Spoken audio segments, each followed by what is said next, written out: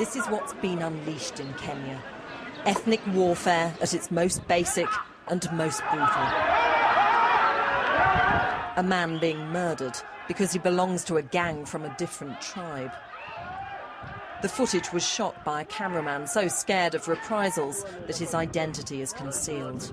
This government is gagging the media not to broadcast these things, but we can see these things happen. We have our own cameras, we can record it, so they can stop us from telling others that we have danger in our country.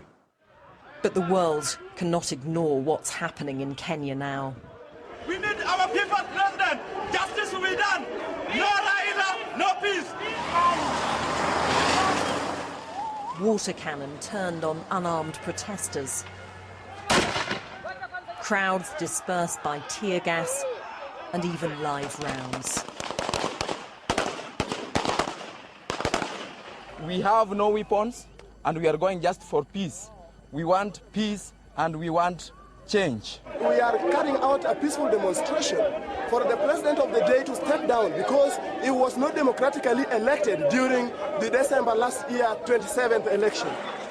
The clashes broke out as supporters of the president's opponent tried to make their way to a planned mass rally.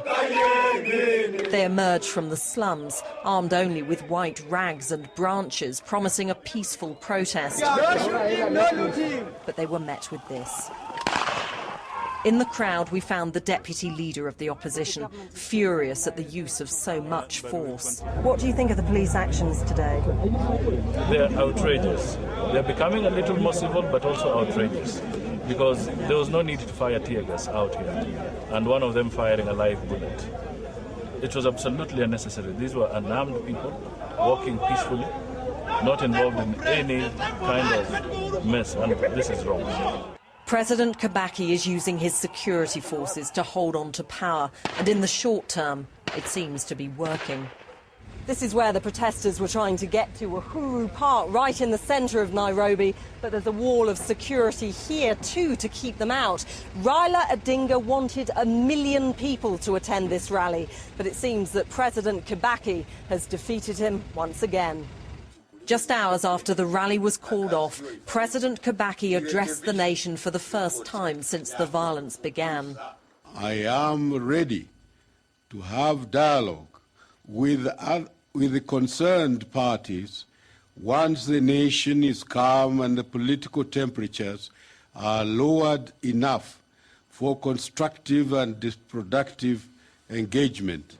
Mr. Odinga, visiting Nairobi's morgue, doesn't seem ready for reconciliation. This was a grim photo opportunity with one purpose: placing the blame for all of the bloodshed at the government's door. What we have seen actually defies description. We can only describe it as genocide on a grand scale. We've seen so many dead kids, children, cut with pangas. The opposition is still calling for more protests, despite Kenya's Attorney General agreeing to an independent inquiry into the election. And with bodies still lying in the streets, the calls for revenge here may be louder than the pleas for calm. Emma Hurd, Sky News, Nairobi.